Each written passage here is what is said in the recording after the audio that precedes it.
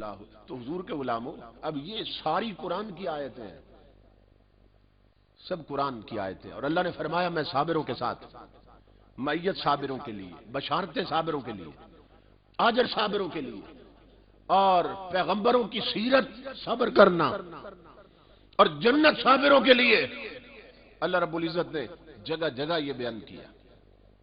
اب سنیے کہ مولا کائنات سیدنا علی المرتضیٰ سے پوچھا گیا کہ حضرت یہ اللہ رب العزت بار بار صبر کی بات کرتا ہے، قرآن پاک میں صبر کا حکم دیتا ہے تو، اور ایمان والوں کو حکم دیتا ہے، تو صبر اور ایمان کا تعلق کیسا ہے؟ حضرت علی المرتضیٰ سے پوچھا گیا کہ جب بھی کہتے ہیں اے ایمان والو صابر رہنا، ایک اور مقام پہ قرآن میں فرمایا، آیت آ گئی میرے ذہن میں، فرمایا یا ایھا الذین آمنوا اصبروا وصابروا۔ کسی کے ذہن میں یہ بات آ سکتی ہے کہ جلسہ محرم کا ہے، تو صبر کی تلقین کر رہا ہے، دنیا رلانے کی کوشش کرتی ہے، بھائی عجیب خطیب ہے تو، کوئی کہہ سکتا ہے کہ تو صبر کی تلقین کر رہا ہے، یہاں تو جو بھی آتا ہے وہ پہلے سے چڑھ کر ذبح کرتا ہے انہیں۔ یزید نے تو ایک بار کیا تھا نا، یہ بدبخت ہر سال کرتے ہیں اپنے اپنے طریقوں سے، تو کسی کے ذہن میں آ سکتا ہے بھائی ایسا کیوں کر رہے ہو؟ شہادت کی مجلس میں لوگ رلاتے ہیں، تو صبر کی تلقین کر رہا، سنو کیوں کر رہا ہوں۔ اللہ فرماتا ہے یا ایھا الذین آمنوا اصبروا وصابروا، اے ایمان والو مشکل میں صرف خود صابر نہیں رہنا، آگے صبر کی تبلیغ بھی کرنی ہے۔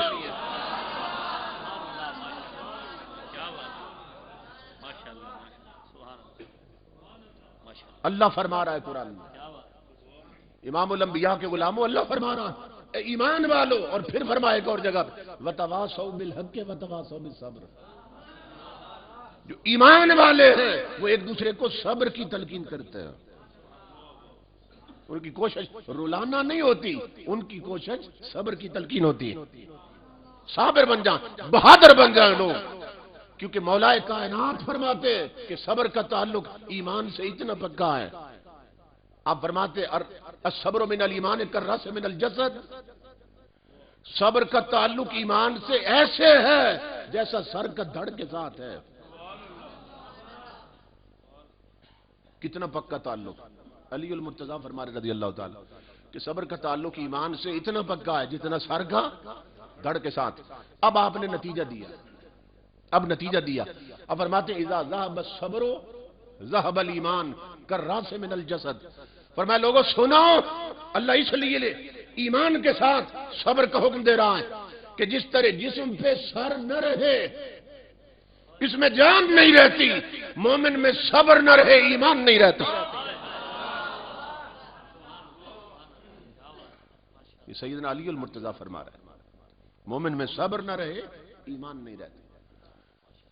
تو وہ تو سید الصابرین ہے، صابروں کا گھرانہ ہے، اس گھرانے سے امت نے قرآن پہ عمل سیکھا ہے۔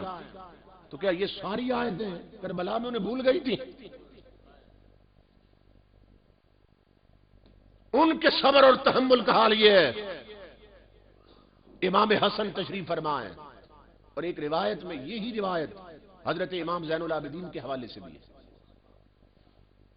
ان کے ساتھ بھی پیش آیا، امام حسن کے ساتھ پیش آیا، لونڈی ہانڈی اٹھا کے لائی، ابلتا ہوا سالن ہنڈیا اس نے چولہے سے اتاری، ڈونگے میں تھا یا ہانڈی میں، وہ رکھنے لگی، کھانے کا وقت اس کو ٹھوکر لگی، ابلتا ہوا پورا سالن، پوری ہانڈی امام حسن پہ گر گئی، ابلتا ہوا سالن گرا آپ پر۔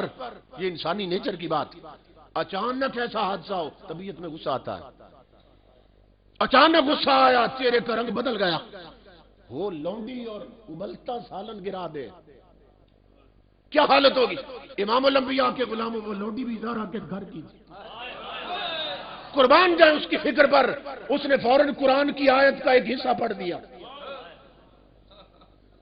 سالن گرا سید جلال میں، اس نے فوراً آیت کا حصہ پڑھ دیا، والکاظمین الغیظ، اللہ فرماتا ہے جو میرے پیارے ہیں وہ غصہ پی جاتے ہیں۔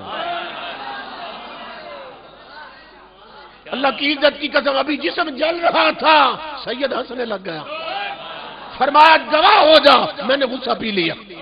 اس نے اگلا حصہ پڑھ دیا آیت، کہنے لگی والعافین عن الناس، اللہ فرماتا ہے میرے پیارے جن پہ غصہ آئے صرف غصہ نہیں پیتے، انہیں معاف بھی کر دیتے ہیں۔ فرمایا جا میں نے معاف بھی کر دیا۔ اس نے آیت کا تیسرا حصہ پڑھ دیا، کہنے لگی واللہ یحب المحسنین، اور اللہ احسان والوں سے پیار کرتا ہے۔ سید ہنس پڑے، فرمایا جا تجھے آزاد بھی کر دیا۔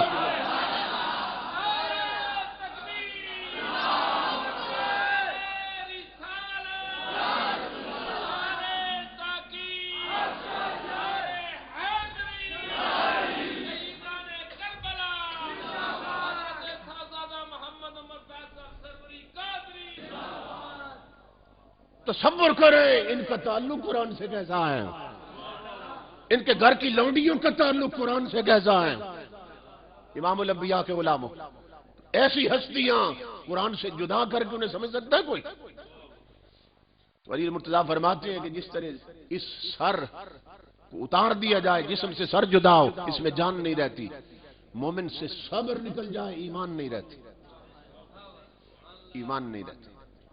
امام الانبیاء کے غلاموں، اسی سبب سے وہ جو لوگ تھے، چونکہ ان کے گھرانے سے امت نے قرآن پہ عمل سیکھا ہے، ان پر جتنی بھی مصیبتیں آئیں بے صبر نہیں ہوئے،